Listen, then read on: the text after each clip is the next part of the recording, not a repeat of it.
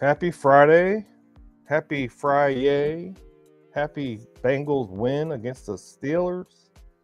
Welcome to the Running Through the Jungle Friday night NFL Pick'em Show with your boy Justin Lacey over here to my left and Tim Lyons, me.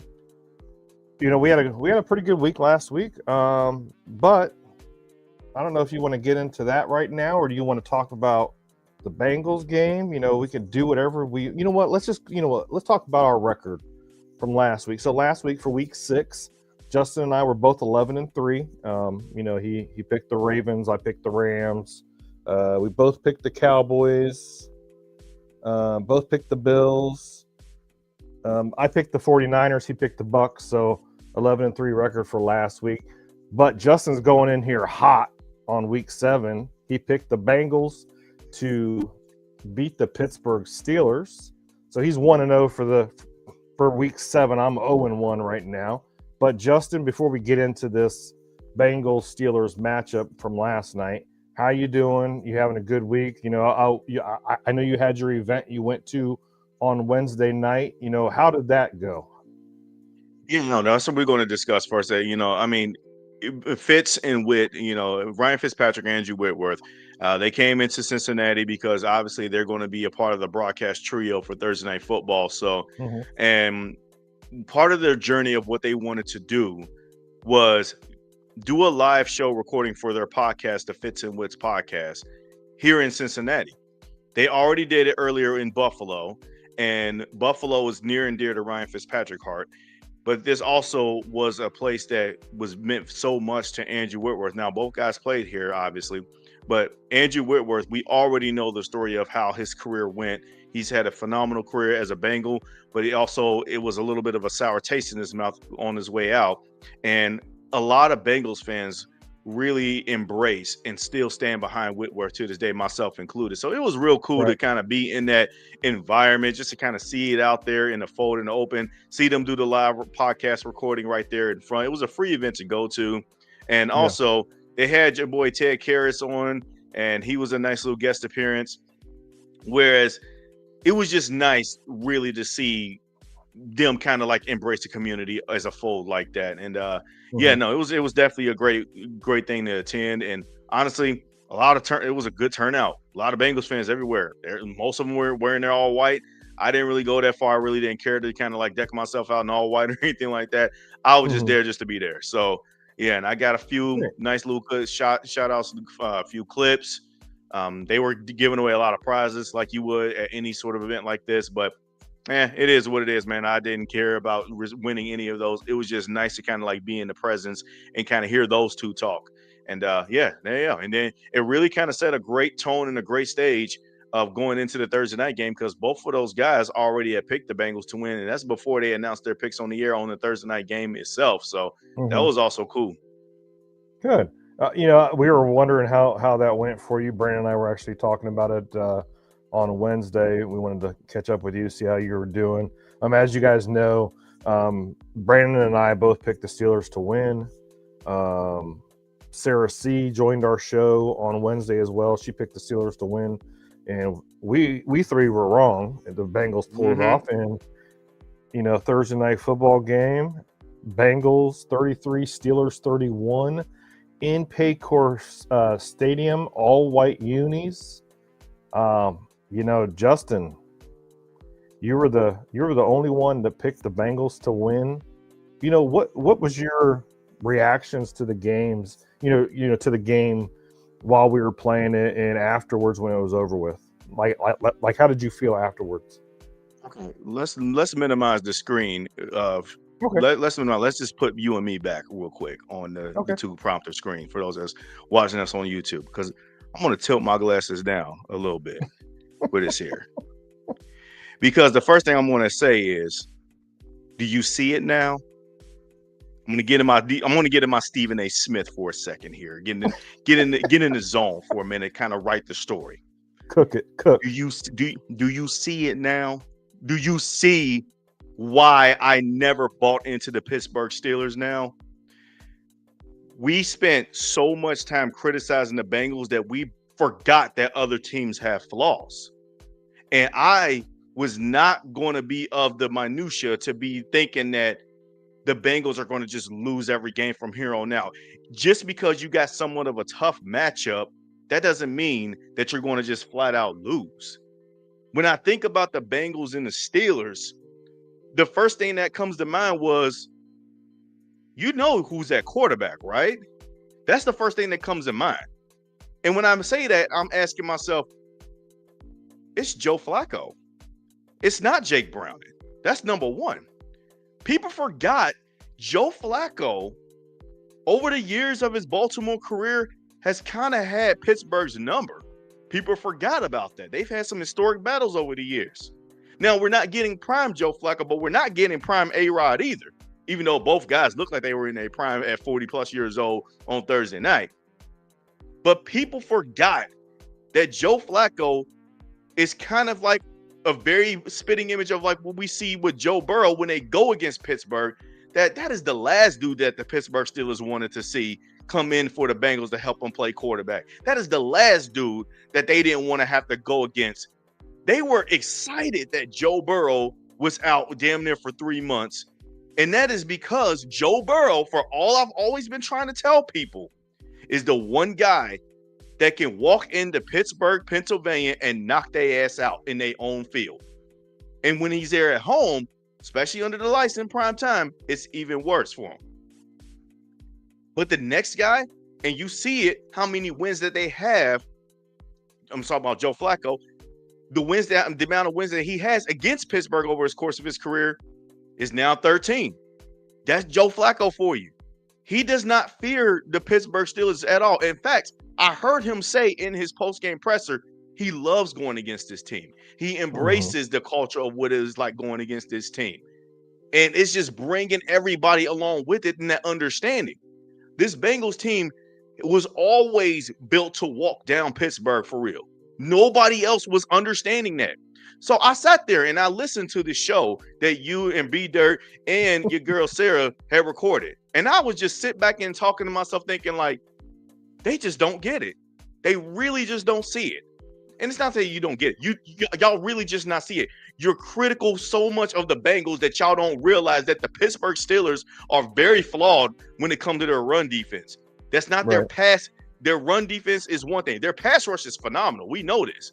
But their run defense has been very suspect. Sarah tried to tell y'all that. Their secondary is it's aging. Outside of Joey Porter Jr., they don't trust anybody.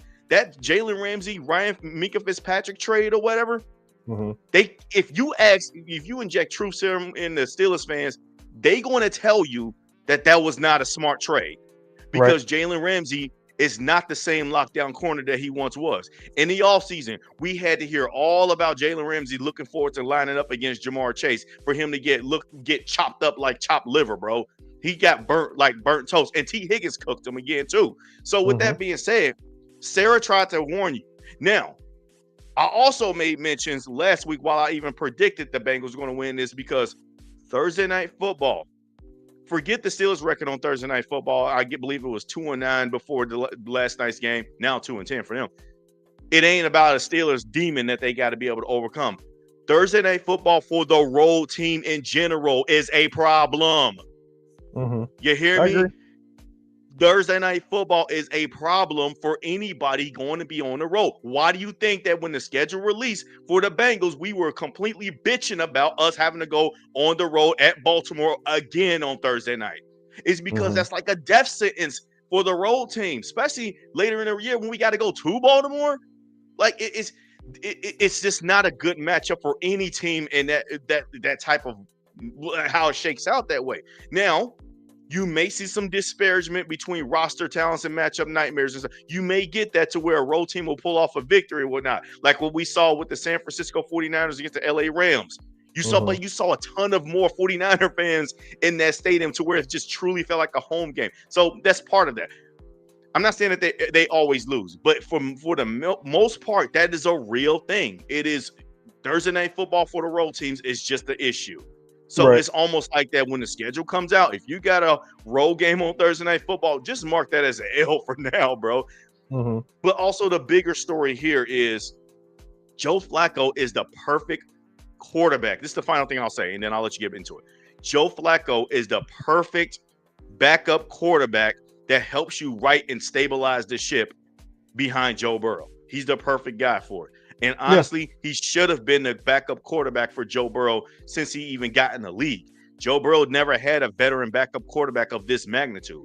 He's always had to basically carry everybody on his shoulders.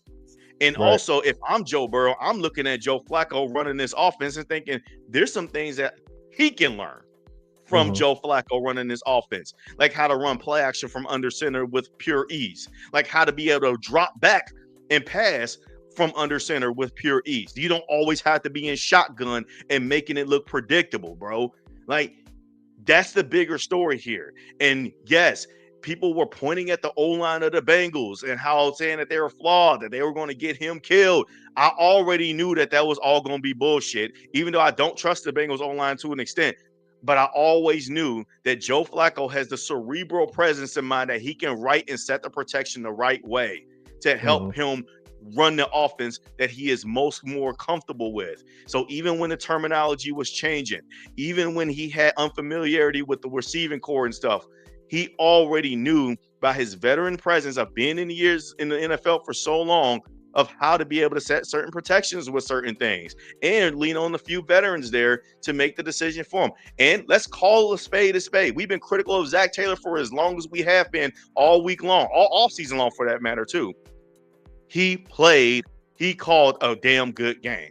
Okay. He did. Let's tip my cap to him right then and there. I'm gonna leave it at that for now and let you give your thoughts though. But I just had to release all of that because like I just kept tired of hearing the notion that the Bengals are automatically going to lose just because it's the Pittsburgh Steelers.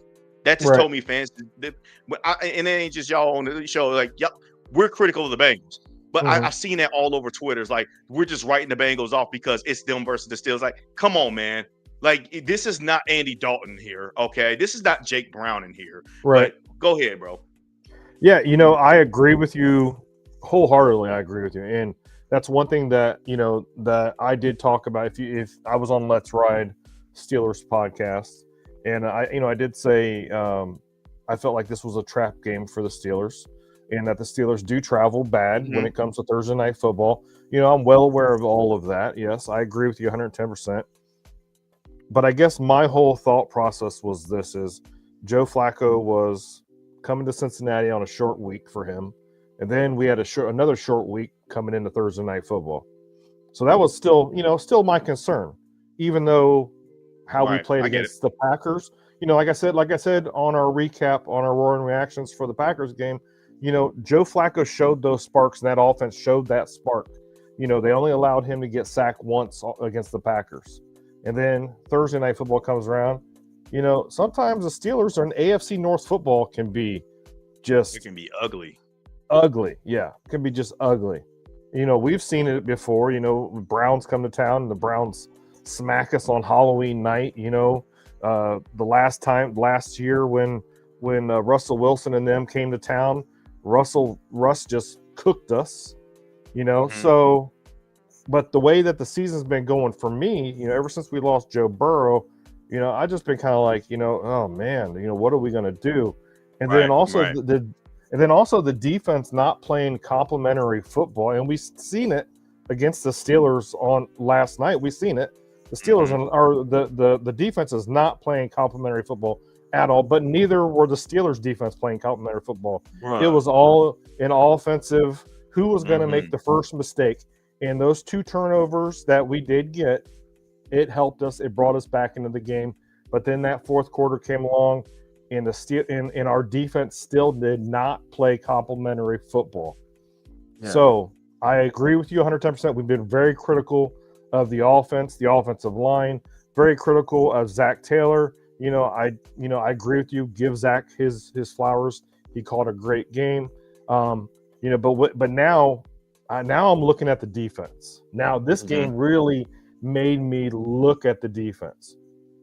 And I'm not going to say, like, even on both sides of both team-wise, I don't think it was play calling on our part. I think it was execution on our part.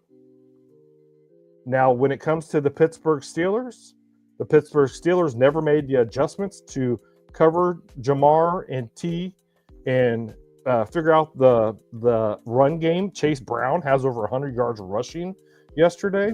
That hasn't happened all year long. But the Steelers never made those adjustments. The Bengals never executed very well that second half at all. That defense is just there. Like you said, I know you seen it. I know you said it on Twitter. You said that this team is not disciplined, and I believe that they're not a disciplined team. They don't execute, and I think if we had the best defensive-minded coach, I know we have Al Golden, and I'm a biased Al Golden fan. I'm a supporter of him. I'm not anymore. Well, but I'm still. I'll get there though. But the thing is what I'm looking at is the personnel on that defense. Yeah, that personnel without DJ Turner yesterday in Jordan Battle, those guys played great ball. They did. They played great ball. Yeah. They did. They were phenomenal, man. They were phenomenal. But the linebackers. Yeah. Well, yeah, the linebacker. But then later on in the game, when Freiermuth was cooking us, I'm like, what the hell's the secondary doing? What are the linebackers doing? Our defensive line was letting them run all over us. The defense was a big mess. But a win is a win, 33-31. I would love to say what I'm thinking about the Pittsburgh Steelers, but I still don't like you guys. Great game. Now, Justin, let's take a quick commercial break, and then we will get into our actual NFL pick'ems. We'll get into the actual week since we already finished this Thursday night football game, Who Day. We'll be right back with you as soon as I turn off all this mess. Let's try this again. There we go. All right, we'll be right back.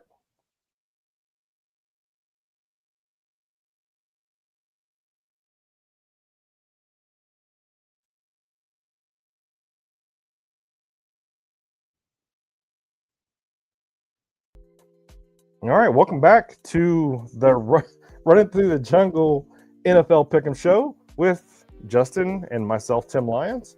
Now we're going to get into the actual pick'ems because we're talking about the Bengals game. We discussed our results from last week. We had a pretty good, like I said, we're 11-3. Shout out to Austin's Art last week for calling that some crazy wild upsets, man. I'll definitely tip my cap to you with that one, man. I saw the vision of where he was going, especially with that Cowboys-Panthers game, because the Panthers actually are a fun-to-watch team. They just nobody believes in them, but when you look at the record 2-3, you're like, how did they get these? But if you watch the actual game and break down the film a little bit, they've been kind of giving people some problems now. So, that was good work by them.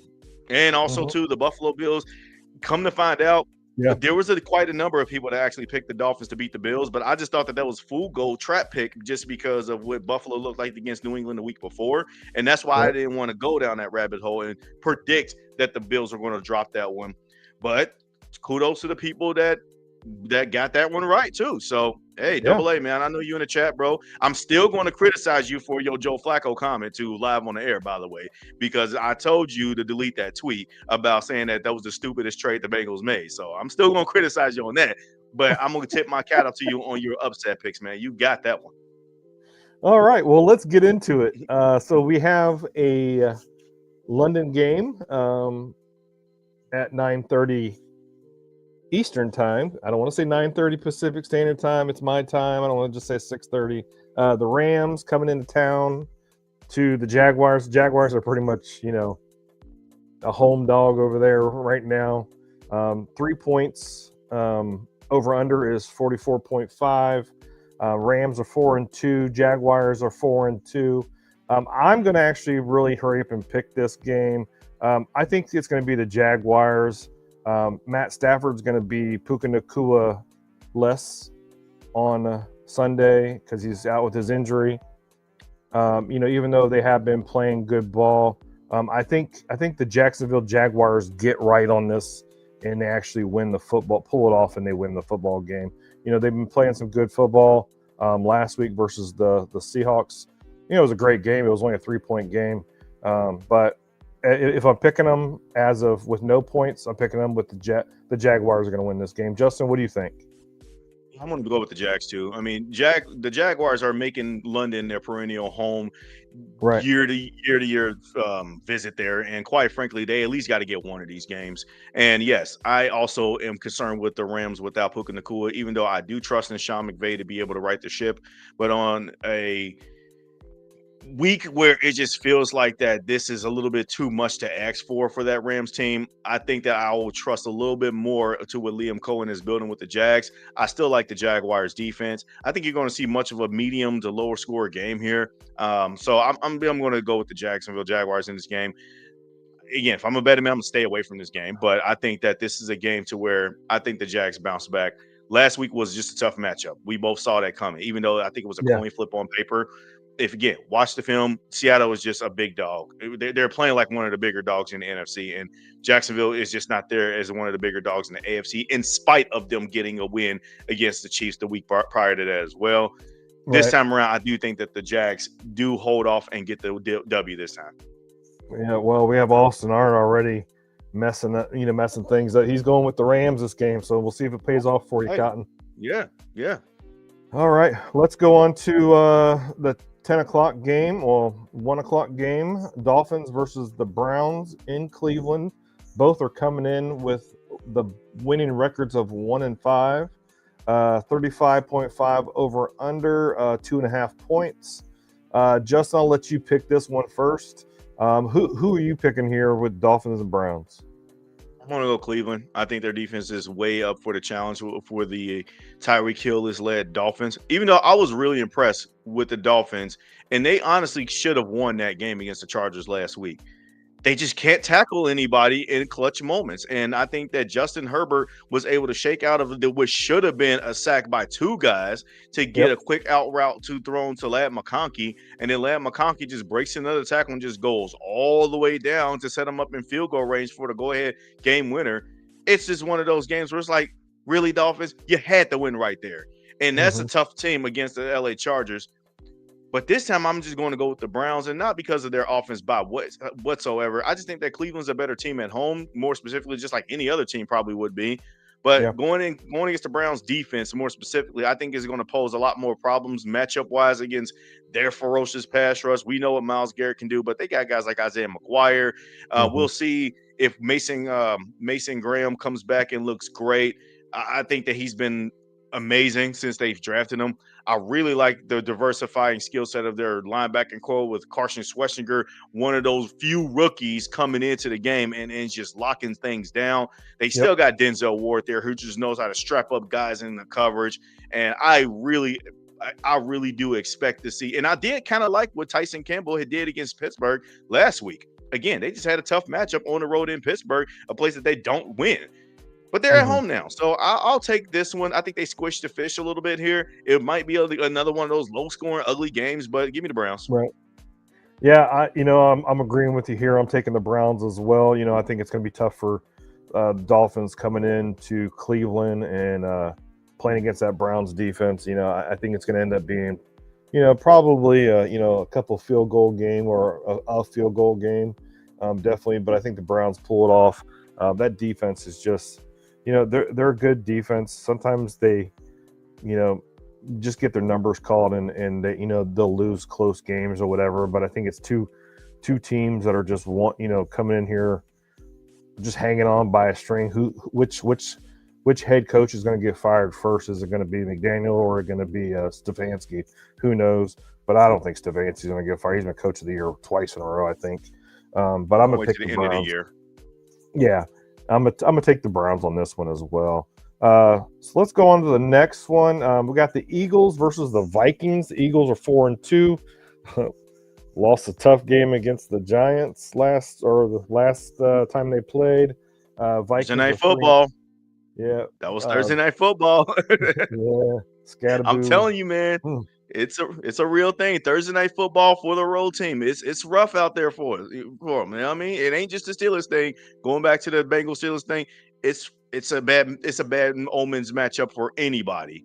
They got to go on the road Thursday night. But I'm sorry. Go ahead. Continue. Lead the charge. You're good, brother. So we have the Eagles. Sorry, my computer's messing up on. There we go. The Eagles versus the Vikings. 1.5 point game. Over under is 43.5. Justin, who are you taking on this one? Because I'm leaning towards both ways, but I'm kind of like not quite sure. Maybe you can convince me. Other hand. I mean, I'm going to go with the Eagles to bounce back in this one. I think that they've heard enough criticism from the public that they're not the same team that won the Super Bowl last year. They're not, but I think that we see this from them. Last year, people forget, before they played against the Bengals and beat us, they also weren't playing their best ball. There were conversations, there were criticisms out in the public, Eagles fans included, was talking about getting rid of Nick Sirianni because they didn't think that he was ultimately good enough. I'm not going to go with the Vikings in this one, even though I know that they're at home. Carson Wentz, he's going to find that the Eagles defense is going to be back to form at some point. I do not like the Eagles corners whatsoever. If I'm them, they need to figure out an answer there in a hurry. And I like Justin Jefferson's matchup, but I think that they are going to be smart enough to at least scheme up ways to neutralize him and slow him down. And they got to get back to establishing a run. That offense is still a potent offense for the Eagles. And I don't think that the Vikings defense, even though I really like Brian Flores, I just think that they're in for a long day, specifically for their defense against that Philadelphia offense. We'll see how it goes, but I like the Eagles to bounce back in this one. I think that they're going to shut up a lot of critics up. This is probably the pivotal game that's going to be the launch point for how the rest of the season go for them. And yeah, just give me the Eagles, man. I think that A.J. Brown also becomes a factor in this game too. Yeah, so I've been looking at a lot of Eagle stuff because, the players or whoever's saying that they're having player meetings and all this stuff, and then players are going, what meeting was this? That kind of stuff. It kind of feels like to me that this is the 2023 Eagles, not last year's 2023, or not last year's Super Bowl champ Eagles. I feel like this is 2023 Eagles. They're kind of, they started off good, but then they just took this slump in the middle of, at the beginning of the season, they take this slump. I just don't have very much faith in the Eagles or Jalen Hurts at this time. It's like he's, taking way too much time in the pocket, getting sacked, making bad throws. There's too much drama with A.J. Brown going on. Saquon, they're hardly giving him the football. Like, this guy has, 2,000 yards rushing last year, and you're not even hardly giving him the football. So I'm going to take the Vikings over the Eagles. Why? Well, Carson Wentz has been, believe it or not, he's played some good games. I think Jordan Mason, he'll run the ball pretty well against the Eagles. I think he'll put up 100, probably 100 yards. Justin Jefferson is back. Jay Jetta, he's a talent. He's number 1, number 2 wide receiver in the league, along with our own Jamar Chase. I'm taking the Vikings because their defense. Brian Flores, he's a hell of a defensive genius. I'm going to give it to the Vikings. So the Vikings. Next one up is the Panthers versus the Jets. Panthers are 3-3. Jets are 0-6. Jets. How do you spell Jets? 0-6. 42.5 over under. 1.5 point game. Justin, I'm gonna pull the Band-Aid off real quick, fast, and in a hurry. I think the Panthers win this game and the Jets go to 0-7. That Jets team just is not looking good at all. They're honestly not looking good. Justin Fields is taking way too much time in the pocket to throw the football. He's scrambling around, looking like a chicken with his head cut off. I know he's going up against Bryce Young, but I think Bryce Young's playing better football than Justin Fields is. I'm definitely taking the Panthers over the Jets. Justin, who are you picking? This is actually where I'm going to think the Jets get their first win. All right. Look, I like what the Carolina Panthers did last week. They've been fun to watch en route to the 3-3 record that they have. But I also think that before the bottom of the barrel came out from underneath the Jets a little bit in a few of these games here, they've also been kind of fun too a little bit. And I like them getting their first win in this spot here. I don't think the Panthers are the team yet that can take advantage of a favorable matchup right off the bat. Like they're probably walking in this thing like, oh, it's just the Jets. Well, you're still just the Panthers, okay? You're not Right. this world-beating team yet either. If there is a place to where the Jets are going to get a win at some point on this schedule, this is the spot for them. So I'm going to go with the Jets in a weird upset victory here because, again, bottom line is both of these teams are still not very good, even though I like what I'm seeing from the Carolina Panthers down the stretch moving forward. Give me the Jets in the upset victory. I think the 1.5 line, I think they'll cover. Maybe I don't know who's the favorite. I think Panthers favor. I think that they'll get a 2-point win. Maybe I don't know what the right score prediction would be, but I do kind of like the Jets getting their first win here in this spot. So that's two of them that we different on. Yeah, well, technically three of them because Bengals Steelers. We Bengals Steelers. Yeah. Go ahead, Rob. Just go ahead and throw the salt in the wound. Go ahead. But it wasn't a wound though because I'm glad I was wrong, and the Steelers still lost. Next game is the Patriots versus the Titans at 1:00. 4-2 Patriots versus the 1-5 coachless Tennessee Titans. Well, I think they got an interim now. It's a 7-point game. 42.5 over under.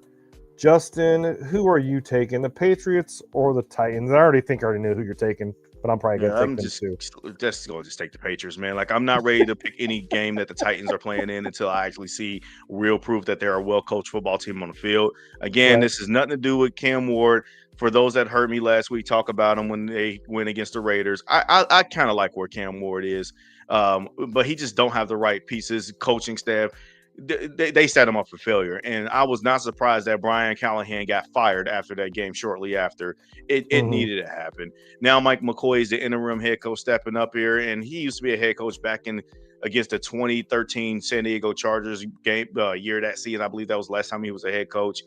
I don't really trust them long term, but again, they're just trying to get through the season. I'm not picking any Titans games for them to win unless I see valid, real, true improvement from this ball club, and we might see it this week. But I think the Patriots are still a good team. They are first place in the AFC East, believe it or not.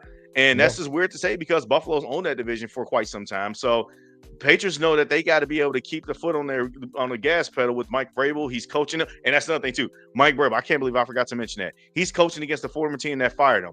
Yeah, I'm not picking the Titans at all. It's just a recipe for just to get stomped on if you're the Titans. So I'm just going to go with the Patriots. Yeah, I'm right there with you. I'm taking the Patriots as well. The Titans just have not been looking good for the last couple of years. I know they just, they drafted Cam, what's his name? Cam Ward. Excuse me, Cam Ward. But I just, I don't think he's got the coaches or the staff to make him into an NFL quarterback.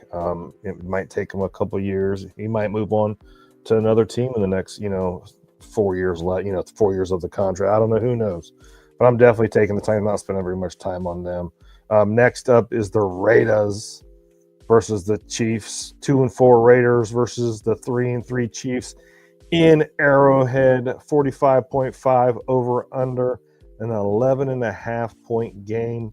Justin, I already know who you're taking, and I'm going to say who I'm taking right now. It's going to be the Kansas City Chiefs. There's no way the Raiders are going to come into Arrowhead and try messing with Patrick Mahomes and the Kansas City Chiefs. I'm sorry, but Geno Smith is still not a elite quarterback. Yeah, Genty's been running the ball, pretty decently. Max Crosby still causing havoc, but I just think that Mahomes it's Mahomes. It's like, like the New York Knicks would come into Chicago, play against Michael Jordan and the Bulls. It's Patrick Mahomes at Arrowhead. I'm taking the Chiefs. Who are you taking, Justin? Well, obviously, I'm going to take the Chiefs to win, but I am going to actually take the Raiders to cover. It's an 11.5 point spread. That is the largest spread, I believe, of this week's slate. And I think that that is a sucker bet if you're going to just take the Chiefs to just a flat out outright just win and cover. I think that I do like the Raiders to be able to make it a more interesting game. This is still a divisional opponent, regardless of the quarterback, regardless of the coaching. They still got pieces on this team that can give the Chiefs problems. Now, the Chiefs are also getting Rashee Rice back. They also got Hollywood Brown, which I'm really not all that worried about, but Xavier Worthy, Rashee Rice, Hollywood Brown. You still got Travis Kelce, who's the old dog that in the backyard with a vicious bite, along with Noah Gray. They still got to figure out what's going to happen with their run game because Isaiah Pacheco just doesn't really feel like the same guy that I've seen in a few years past. But they do have a nice complimentary back in Kareem Hunt, who they brought back into the fold as well too. And as far as their defense, I like Kansas City's defense at home. They are a different juggernaut. It's why I picked them last week to beat the Lions last week when the Lions, even though they were fun to watch with all the razzle-dazzle on offense, well, the Chiefs already been there, done that. That's why I picked them to win with their razzle-dazzle offense because Andy Reid and Patrick Mahomes and company created that already before the Lions started doing it. So I think that the Chiefs just keep riding the hot streaks with the coattails of the big dogs, the big names that we know of it, and they just kind of somewhat cruise along to a win here. But the Raiders do kind of make it interesting in the end to where it's like, okay, it might be a 10, maybe 9-point loss for them. Yeah, I agree. Next game up at 1 o'clock is the Saints versus the Bears. 1-5 Saints versus the 3-2 Bears. 46.5 over under 4.5 point game. Justin, who are you taking, Saints or the Bears? You know what? Last week was such a fun pick for me to pick the Bears in upset on the road against the Commanders. We called that, both you and I did. So that was one of my favorite picks of the week. And I think that I want to continue doing this for the Bears until they show me that they are not the team that a lot of people peg them to be, which is not competitive. I think that the team that I've been watching for the last few weeks with Caleb Williams, that defense of the Bears too, that front line of the front seven of the defense, I really like them, man. They get after guys, and they got corners and secondaries and stuff like in their secondary that just knows how to just get interceptions. They know how to get turnovers. It's kind of why, but they do let off a little bit of busted coverages still here and there, and I think the Saints could capitalize if they want to take advantage of it. So the Saints, I like them, but I'm not there yet to pick them in this game here, although I won't be surprised if they do win. So I'm going to go Chicago here. Yeah, I'm going with Chicago as well. I just have zero faith in the Saints. It's just their defense is not up to par. Their offense is iffy. You just don't know what you're going to get when it comes to the Saints. I know they have that one win, but I just don't think that they have the players and the coaching really to stop the Bears and Caleb Williams. McDonald, was it Ben McDonald from the Lions that came to the Bears as head coach? Oh my gosh, Tim, it's Ben Johnson. You got to get these names right. I'm sorry, Ben Johnson. My bad. I meant Ben McDonald, Ben Johnson. You think about Mike McDonald for going in Seattle. I did, and then I'm putting in 2 and 2. But I think he's actually has done a great job for Chicago. But yeah, I'm taking the Bears as well. Next game up is the Colts versus the Chargers. Colts are coming in at 1-5. Chargers are 4-2. They're going into LA 48.5 over under a 1.5 point game. Justin, who are you taking, the Colts or the Chargers? You want to know if Bengals fans want to know if Lou was really the problem here or not? This is the game that you need to focus on too. If you're the Indianapolis Colts and you're a Lou Anarumo apologist and felt like that he got done dirty with being fired from the Bengals.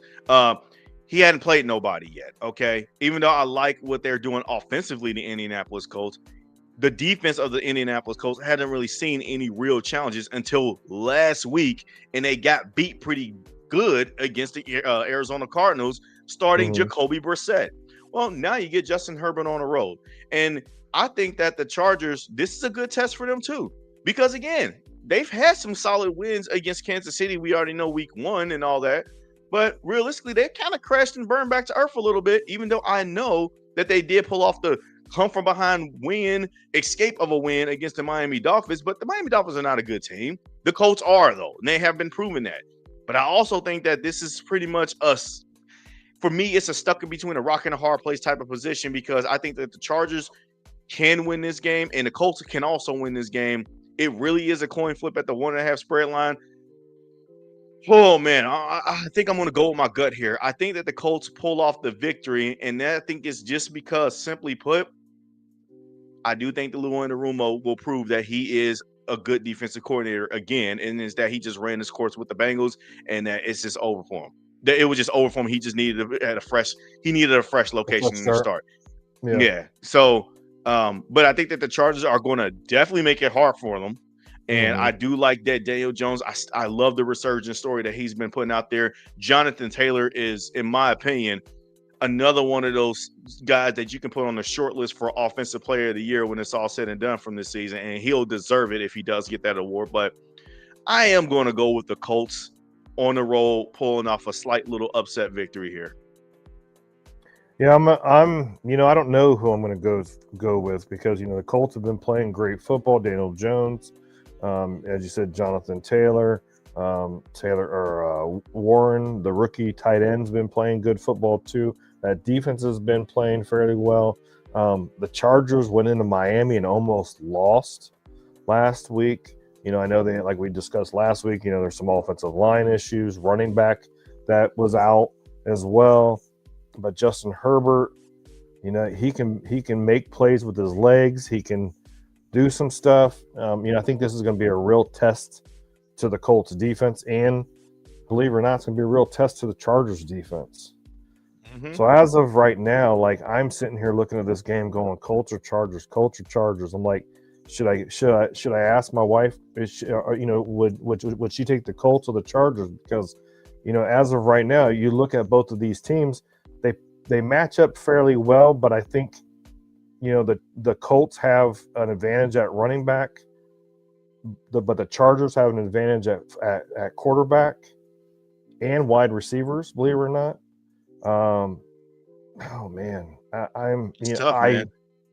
This is something, and I'm gonna let viewers know, I don't prep for these shows. I don't write down my predictions. I'm going over them with Justin as we're going. But I think I'm going to go with the Chargers. I think the Colts, I just don't think the Colts are going to be able to stand up to those wide receivers with the Chargers, with McConkey, with Allen, and with Keenan Allen, and with Quentin Johnston. I just don't. I just believe, and I might be wrong, and it might just be maybe a wrong feeling, but Justin Herbert, I think he's going to do some things that we haven't seen him do yet. So yes, I'm going with the Chargers. Along with the Bengals and the Steelers from Thursday night, this game also has a potential of be the game of the week. And that's why it was tough to predict, because I can truly see this going either way. I think that at the end of the day, man, you can't go wrong with either pick, man. So even though I'm going with the Colts just for the sheer fact of you got to pick somebody, and you're going with the Chargers. I'm not. It's one of those things where it's like, man, if I'm wrong, I don't care, bro. Like, it's going to be. I think it's going to be one of those good games of the weeks. Yeah, and I, I'm right there with you, because look at them. They're, like I said, they both match up good on paper. One has one better than the other one. But then the other team has better wide receivers and a quarterback. But it's going to be a great game. We've seen what the Colts have been doing this year. The Chargers, they lost a game that they shouldn't have lost, but then they won last week. They should have blew them away, but they didn't. But like I said, I'm going with the Chargers. Justin's going with the Colts. It's going to be a great game. Next one up is the Giants versus the Broncos. Giants are coming in hot. A win against the Eagles, 2-4. Broncos are 4-2. Looked like hot dog flavored water in London versus the Jets last Sunday.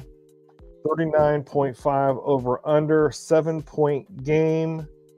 I'm going to go with the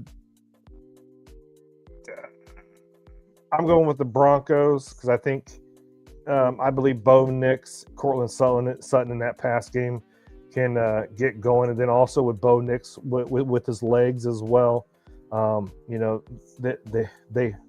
They they've been winning. It has, like this last game, like I said, it wasn't a great game, but the Giants have been winning as well. Jackson Dart's been playing good. Scatterboo's been playing good. I know they lost their wide receiver for the season or for a long period of time. But the Giants, it's kind of like, are they going to come out there and punch the Broncos in the mouth? They're kind of like in the middle of the road. I think it's going to be a good game though. But I'm going to take the Broncos over the Giants just because I believe Bo Nix and Cortland Sutton in that run game can get going, and Nix can do some magic stuff on his feet. Justin, who are you picking? Yeah, I think I'm going to go with the Broncos too. I'm just going to keep it simple and obvious here. I just don't know if I'm ready to buy stock into the Jackson Dart, Cam Scatterbo kind of led Giants here. They are fun, but I need to see a little bit more for them before I truly buy and invest stock into them for the long term. This is not a good matchup for them on paper. That defense of the Broncos is ferocious. The pass rush led by Nick Bonito will get after you. They also have guys that can cover on the back end. They know how to neutralize the threat of the run game with Zach Allen and Jonathan Franklin Myers, and they got guys all over the place, man. So you just give me the Broncos just to keep it short. All right. Next one up is the Commanders and the Cowboys. Commanders 3-3, Cowboys 2-3-1, 54.5 over under. Like I said, Cowboys are coming into Dallas with a 1.5 points. Justin, who are you going with, Commanders or the Cowboys? I do still like the Dallas Cowboys for the long run as far as because I just think that team is still very much energized. They took a tough loss to the chin against the Carolina Panthers at home. I'm sorry, on the road. But I also think that the Commanders, they're still a fun team to watch. And they've been battling a lot of injuries. Both teams have been battling a lot of injuries, though. But if I am going to have to, this is kind of a coin flip game, just like the spread indicates here. I'll take the Commanders. I think that Jayden Daniels will somewhat outdo Dak Prescott in this game. They still have a much more diversifying offensive aerial attack, in my opinion. But Dak Prescott will probably throw for more yards. And George Pickens, he is soon to come into his own as the number one receiver on that team, even without CeeDee Lamb with this injury. But I think I will trust the Commanders to come in and walk into AT&T Stadium and pull off a win. You said something about CeeDee Lamb. I believe CeeDee Lamb is expected to play. Shoot. Let me see. Well, what I just Googled, it said he's expected to play. So CeeDee Lamb could be back with George Pickens and Dak Prescott. The Commanders, Jayden Daniels has been having kind of his sophomore slump.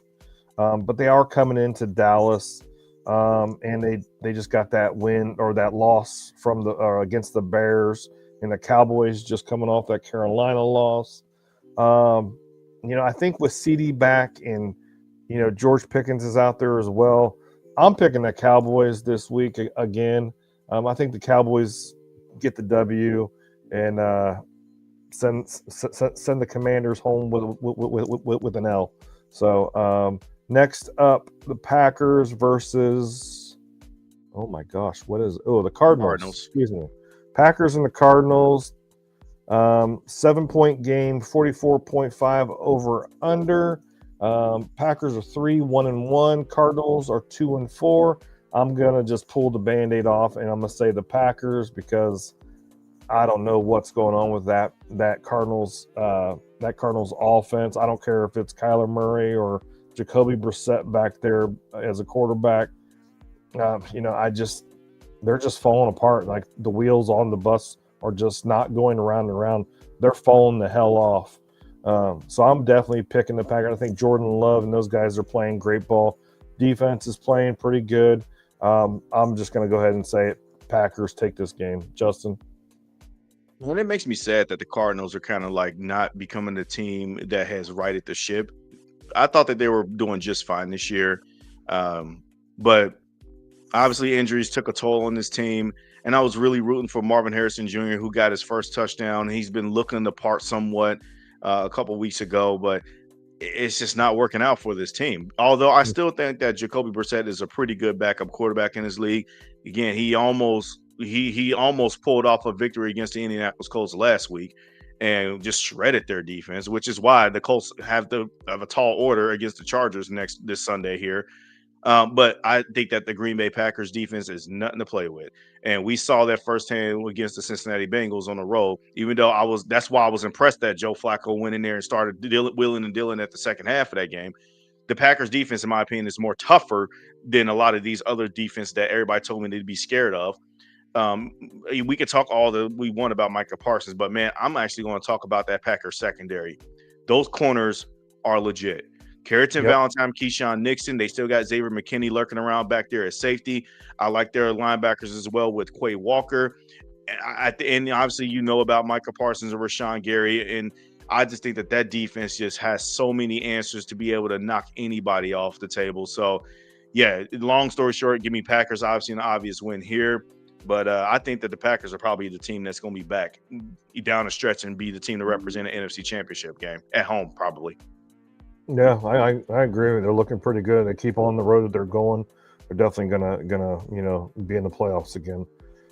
Next up is the Falcons versus the 49ers. It's the Sunday night football game. 3-2 Falcons versus the 4-2 49ers. 47.5 over under. It's a 2.5 point game. From what I know, Brock Purdy is not playing on Sunday. Ricky Pearsall is not playing on Sunday. They lost Fred Warner. Nick Bosa is out too. I believe he's still out, right? Nick Bosa, yeah. He's out for the year. Yeah, he's out for the year. So, you know what? I'm going to pick the Packers.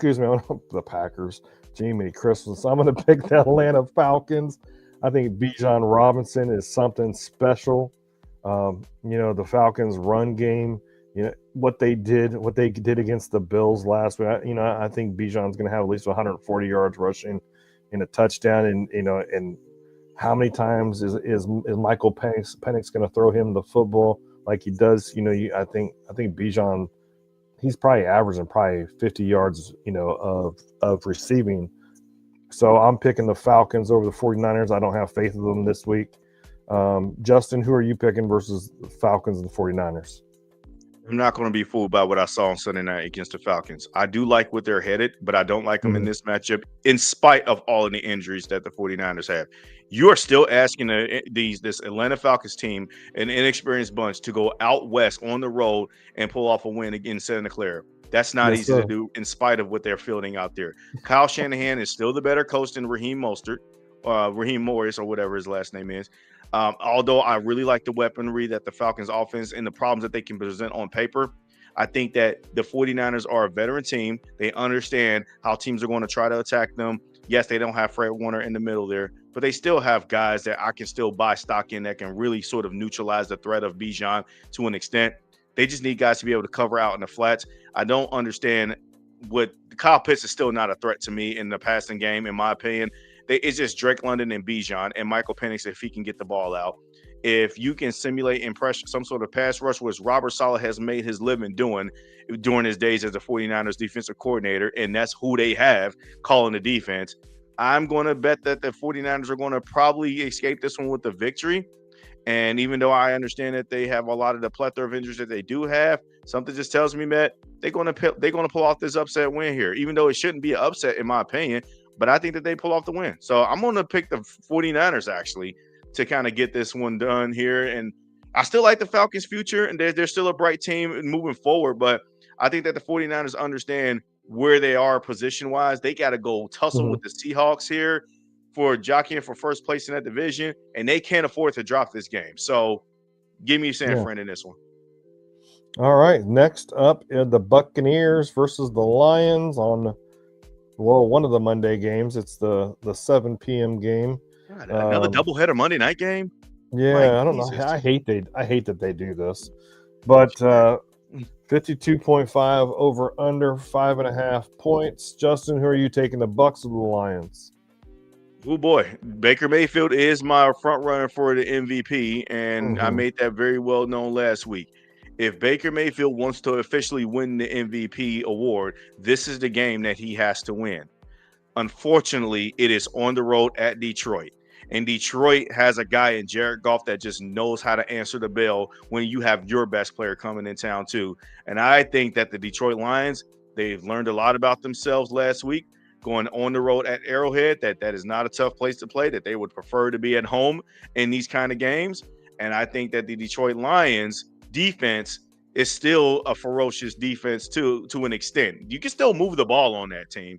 I don't like the corners either of the Lions with Terrion Arnold, and I think he's hurt or whatever.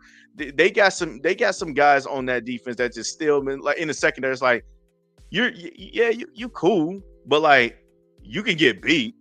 And Mike Evans is coming back from what I'm hearing, is coming back to practice for the Bucs. So Baker will have another weapon to throw to. It was impressive that he was able to win last week's game without nobody to throw to, except for that Tez Johnson guy, whatever. But like, I don't think you can get away with that for the second week straight in a row and coming into this type of environment.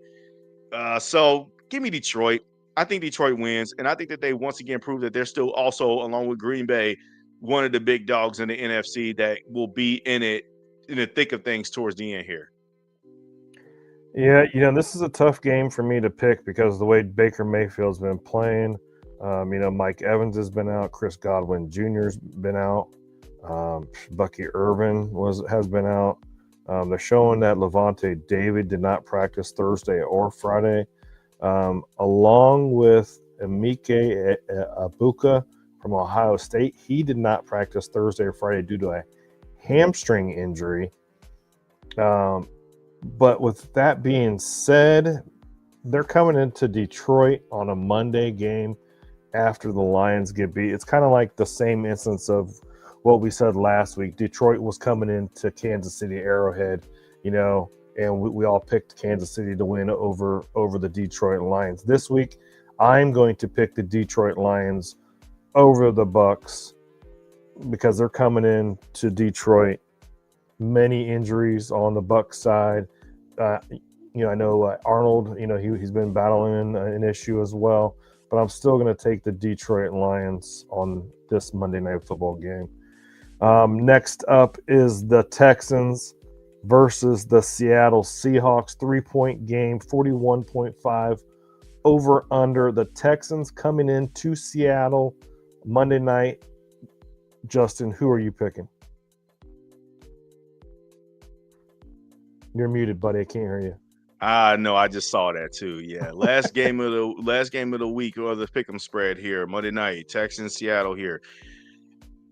Give me Houston, bro. Give me Houston. And I ain't picking Houston because of what I'm seeing from CJ Stroud. I don't care about their offense, even though I like Nico Collins in them. I'm picking them because this defense of the Texans is borderline the best in the league too. And I think that they are one of those elite secondaries that can beat anybody. Derek Stingley Jr., there's a short list of guys in this league that can cover my guy Jamar Chase one-on-one. And Denzel Ward is one of them.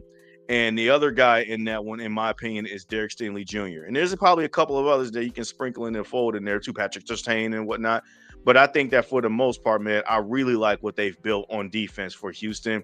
I could be totally wrong on this, but I just think that they're one of the best. I think that they're probably the best defense in the AFC along with the Broncos. And I think that they pose a lot of problems for the Seahawks passing game in this game.